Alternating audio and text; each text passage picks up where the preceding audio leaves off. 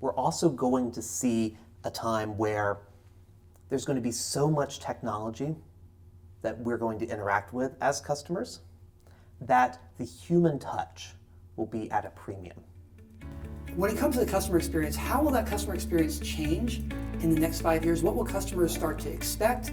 And what will marketers have to do to either meet or exceed those expectations? So I think the important thing for marketers to realize about customer expectations is that they're not set by the last interaction they had with your brand. They're not set by your competitors. They are set by every single brand with whom they come in contact. And so there's something we talk about in Blue Goldfish, which is the Amazon effect. And that is that as companies like Amazon push the expectation of customers forward, the fact that if I needed something, I could probably have it here within an hour, depending on what it was. Those expectations are what our customers are judging us against, not the expectations that might seem normal or typical for our industry. And so I think the biggest change that we're going to deal with is this increasing curve of customer expectations. And as one brand pushes forward, it's going to cause all brands to need to level up. And I find that there are industries where they might be a little more behind the times, and that is something that they've been able to enjoy, and that slower pace. And I think those industries are next up for being disrupted by the customer-focused companies who are they're out to eat your lunch, and they're constantly looking for industries where they can disrupt. And what can marketers do now to prepare for this increased expectation from customers? So I have a mantra whenever I speak, and that is, let technology do what technology does best, so that people can do what people do best. And I believe that as a part of that increasing curve about customer expectations, we're also going to see a time where there's going to be so much technology that we're going to interact with as customers that the human touch will be at a premium. And so I believe the really smart brands are those that will say, what can we automate? What makes sense to automate? And how can we then free up our human time for more face-to-face interactions with our customers, such that even though we all know we're on this under constant pressure to do more with less, how can we use technology to empower people to be what I would call deliver superhuman customer service, as opposed to replacing them? This is amazing, because it really is a matter of moving more digital so you can be more human. Exactly. And so I often like to say that technology has caused this, the dehumanization of the customer experience we have with brands, but it's also the only thing that can save us, because we have so many goals to perform at the highest levels and to serve so many customers in ways that we never anticipated, say 60 years ago, being able to have a company serve as many customers as it actually does today. And so what I think is really interesting here is, as companies embrace this idea that we need to have a more human experience, I hope we put on the lens of our customer and say, when do they need a person, and when will an automated solution do?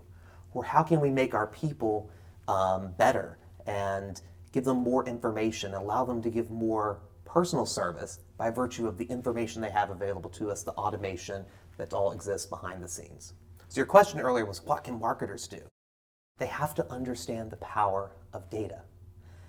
Everything that I talk about is based upon understanding the customer and what they want at an individual level.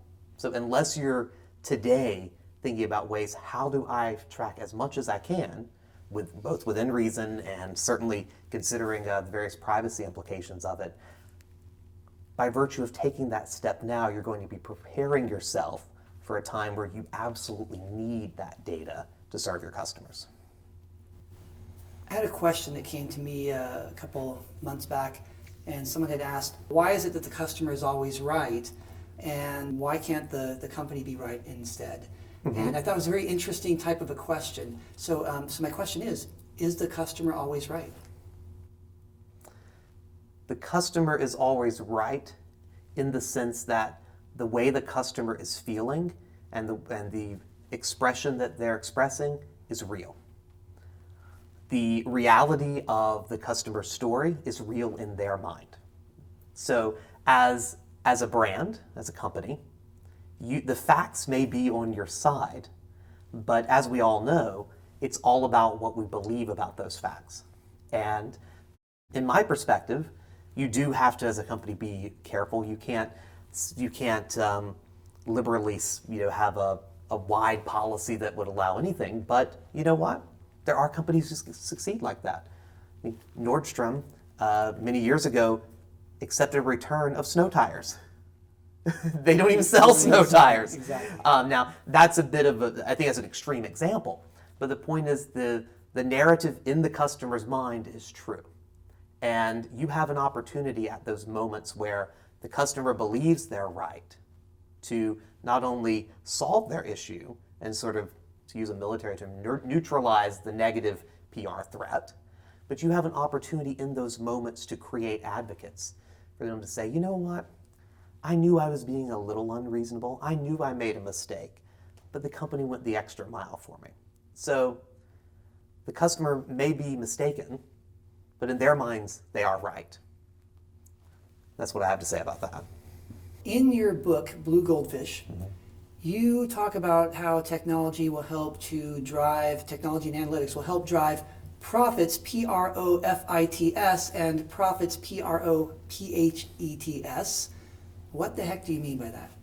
Well, first of all, it's a funny play on words. And the reason we came to that, both Stan Phelps and myself, my co-author, is that we believe that customer experience will do two things for your business.